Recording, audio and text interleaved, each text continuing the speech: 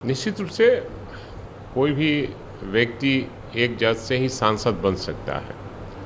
बनने के लिए 4-5 जगह से बन सकता है, लेकिन एक ही जगह वो रह सकता है। इसलिए अगर वायनाड का सीट छोड़ रहे हैं तो कांग्रेस पार्टी का निर्णय करना है कि किसको लड़ाएगा। अगर उनकी बहन लड़ना चाहती है और भी पार्टी के किसी को लड़ाना चाहते हैं तो वो पार्टी तय उनकी करेगी। जिस तरीके से कल ट्रेन हादसा हुआ उस पर ममता बनर्जी ने कहा कि मैंने बहुत सी चीज़ें शुरू की है, लेकिन वो केवल वंदे भारत का प्रचार कर रहा है। दुरंतो एक्सप्रेस कहाँ गया? राजधानी को दुरंतो एक्सप्रेस सबसे तेज चलती थी। आज पूरे रेलवे विभाग की लापरवाही का सामना करना पड़ रहा और रेलवे मंत्रालय को उचित देखभाल करनी चाहिए। देखिए, सबसे बड़ी चीज़ है जो घटना घटी है, बहुत ही दुखद घटना और दर्दनाक घटना घटी है। मैं पूरे परिवार को, हम अपने और अपने पार्टी की तरफ से दुख सहने की शक्ति उनको भगवान प्रदान करे और मृत आत्मा के प्रति हम श्रद्धांजलि अर्पित करते हैं। लेकिन जिस तरह से केंद्र सरकार रेलवे को बना रखी है, और वंदे मातरम भी अच्छी ट्रेन नहीं है। वंदे मातरम का केवल प्रचार करके, और हम समझते हैं कि कई जगह उसका न टाइम का ठीक है, न भोजन उसमें किसी तरह का ठीक है, न किसी तरह का कोई व्यवस्था है।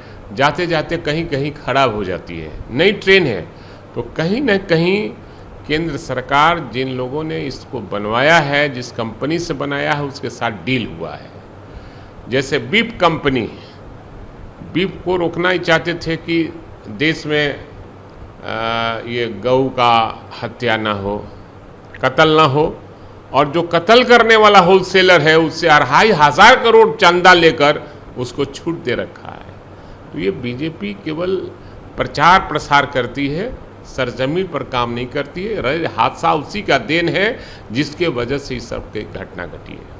ये सीपीआई के महासचिव डी राजन ने कहा कि ईवीएम की विश्वसनीयता एक मुद्दा बन गया। अब लोग इस पर सवाल खड़े कर रहे हैं। नासिक राजनीतिक दल, अब नागरिक समाज संगठन इस मुद्दे को निश्चित रूप से पूरे देश में इसकी चर्चा हो रही है और आम आवाम भी चर्चा कर रहे हैं कि निश्चित रूप से ब्लैक के बॉक्स है, और ब्लैक बॉक्स का निश्चित रूप से हम लोग विरोध करते हैं, और ईवीएम का के जगह पर बैलेट पेपर आना चाहिए।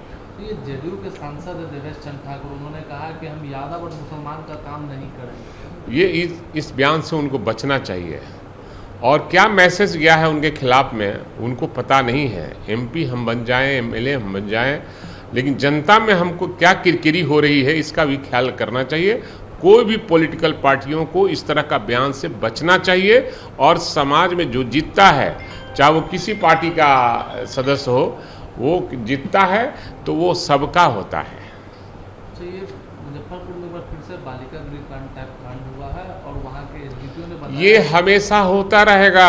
हमारे यहाँ ऐसे कुछ पॉलिटिकल लोग हैं जो सप्लाई का काम करते हैं, और कभी सांसद बन जाते हैं, कभी बिहार का मंत्री बन जाते हैं, कभी कुछ बनते हैं। उनका काम ही है यही सप्लाई करना और लड़कियों के साथ इस तरह का दुर्व्यवहार करना और गलत काम करना। उन्हीं के इशारे पर सब काम होता है। लेकिन ये फर्जी कंपनी बनाकर, अरे फर्जी कंपनी कौन बनाता है? वही लोग जो राज्यसभा में जाता है, जो बिहार का मंत्री होता है। कुछ ऐसे ही लोग हैं जिनका कोई सरजमीन नहीं है, लेकिन बिहार सरकार उसको मानती है, राज्यसभा में भेजती है, विधान परिषद में भेजती है, बिहार में मंत्री बनाती है।